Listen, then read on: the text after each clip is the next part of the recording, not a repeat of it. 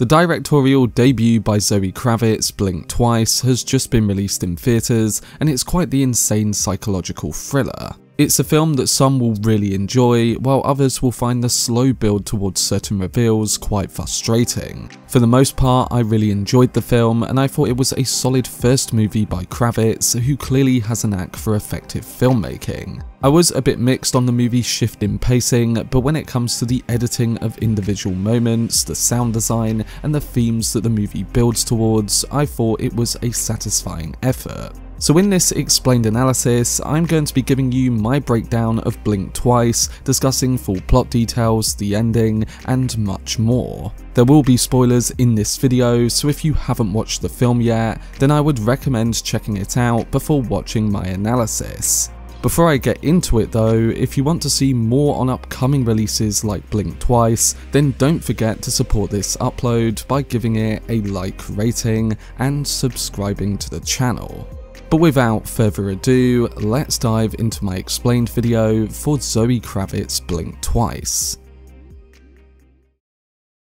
So Zoe Kravitz makes her directorial debut with Blink Twice, a gripping psychological thriller and revenge story that delves into themes of power abuse and sexual assault. Kravitz began crafting the script in 2017 under the initial title Pussy Island, which was around the time that news came out about Jeffrey Epstein being an abuser and numerous Hollywood figures were involved as well. Blink Twice is full of violence, yet it's presented through a female lens, and the film skillfully subverts expectations by the time it reaches its conclusion, handling a delicate topic with sensitivity. Best friends and roommates Frida, a talented nail artist, and her friend Jess land a catering job at a lavish fundraising gala for billionaire Slater King, played by Channing Tatum. The film opens with Slater publicly apologising for a mysterious scandal, claiming he has sought therapy and stepped down from his CEO role to reflect on his actions while retreating to his private island. During the gala, Frida and Jess, dressed to impress, manage to slip into the event as guests. They encounter the notorious Slater, whom Frida has a huge crush on, and get to mingle with his elite circle. And after a night filled with celebration, the girls receive an invitation to join Slater and his friends on his private island. The two eagerly accept his invitation and soon find themselves, along with a small group of other men and women, plunging into a whirlwind of drugs, alcohol, and unrestrained indulgence. Slater's entourage is deeply involved in the exploitation occurring on this island. The women present, which includes Frida, Jess, Sarah, Camilla, and Heather, are treated to lavish accommodations, matching sets of white outfits, and a signature perfume named Desidera, inspired by the vibrant purple flowers that bloom across the island. At the trip's outset, everyone hands over their cell phones to Slater's assistant Stacy, who is frequently seen dropping empty red gift bags on the island's lawn, and the purpose of those bags is revealed later on. Each day, Slater's guests drink champagne, lounge by the pool, eat lavish meals, and experiment with psychedelics. And the only apparent danger on the island comes from the venomous snakes lurking in the grass. However, Frida soon begins to notice unsettling occurrences like she did with Stacy and those red bags from before. She encounters one of the island's groundskeepers who is seen killing snakes and repeatedly calling her Red Rabbit. She also becomes aware of dirt under her nails and a stain on her dress that vanishes. And as the days blur together, the island trip begins to turn into a nightmare. It all really starts when Jess is bitten by one of the snakes on the island, and while Slater and his crew reassure her that she'll be fine, she begins to act strange in the scenes that follow. The following day, Jess starts to panic, adamantly telling Frida that this trip is far from what it appears. Frida initially dismisses her worries, claiming that she's finally caught Slater's eye and is relishing the feeling of not being overlooked. But while exploring the huts scattered across the island, Frida encounters the Red Rabbit housekeeper once again, who as usual refers to her as Red Rabbit. Just as Frida is about to peek inside a stack of red bags on a shelf, the same as those she witnessed Stacy discarding earlier, the housekeeper interrupts her and offers her a taste of a strange green drink. Frida grimaces at the flavour and quickly realises that it's the snake venom harvested from the snakes the housekeepers kill on the island. And after consuming it, Frida is struck by a horrifying thought, and it's one that involves the realization that her friend Jess has gone missing. She hasn't seen Jess since the snake incident, and the other girls on the island seem to have completely forgotten she ever existed. And on top of this, repressed memories begin to flood back, and everything starts to click into place. The venom, which just so happens to counteract the mind-erasing perfume they used once arriving on Slater's island, enables Frida to recall the unsettling events that have unfolded since. And this includes the murder of Jess, who was killed after regaining her memory due to the venom from her snake bite. But Frida's memories extend far beyond Jess's death since arriving on the island. Each night, the women are given drugs by Slater and his crew, leading them to run through the fields in their white gowns. Come morning, they awaken with no recollection of the previous night's events. The snake venom Frida consumed counteracts the drug's memory-erasing effects, allowing haunting visions of unspeakable horrors to seep into her consciousness. Under the influence, the women, along with a young man named Lucas, endure repeated sexual assaults. In a flashback, Frida witnesses the men murder Jess as her snakebite had unveiled the truth to her. She also pieces together the mystery of the red gift bags, as when Carl McLachlan's therapist Rich makes a brief appearance on the island, it's revealed that every guest departs with a red bag containing the Desidera perfume, and this was the sinister tool designed to erase their memories. So Frida attempts to share her revelations with one of the other women, Sarah, a survival show veteran.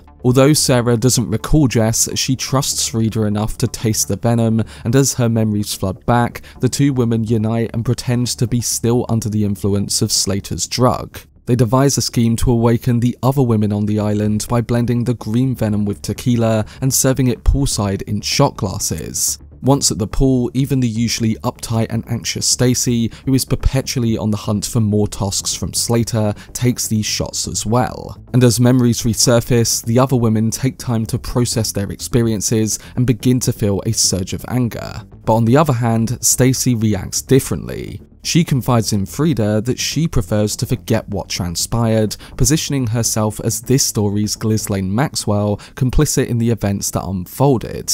So after Frida ultimately confronts Stacy and finds out her position, she does kill her. And during the snakebite shot festivities, we learn that the men are away on a fishing trip.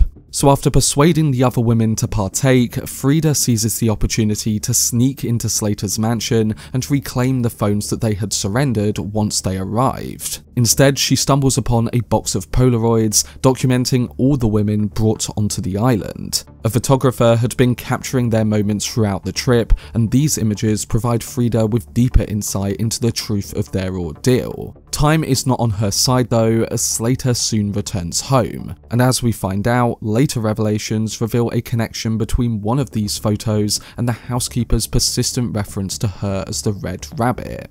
This brings us to the ending act of the film, and we kick it off with a dinner scene where Frida and Jess continue to pretend that they are having a good time and don't remember anything. Sarah delivers a powerful speech highlighting how women are often set against one another when in reality they should be lifting each other up.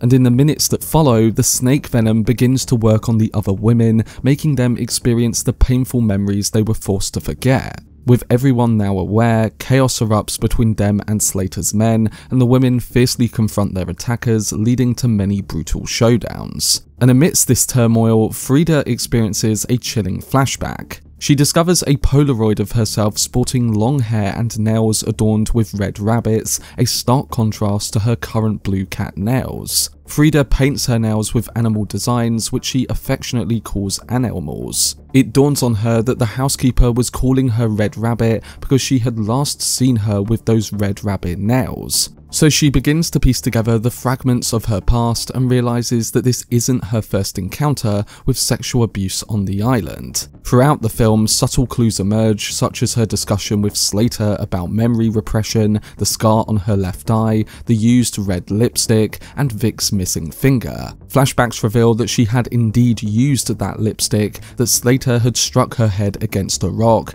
and that she had bitten off Vic's finger in a previous encounter. So this accumulation of memories intensifies Frida's fury and drives her to seek vengeance against Slater. Alongside Sarah, she confronts and eliminates the remaining men, while Slater barricades himself in his suite. There, he brutally kills Camilla and eventually ties Frida down. On the outside, Sarah takes down her boyfriend Cody and Slater's apprentice Lucas. Something to note is that it becomes apparent to us that Lucas has also been drugged and lacks memory of previous events. He insists he did nothing wrong, suggesting that he too may have been a victim there. And this makes sense considering that Slater kept him around and that he is the only man who had been drugged. But with Lucas and almost everyone now dead, Slater finally corners Sarah, poised to deliver a devastating blow.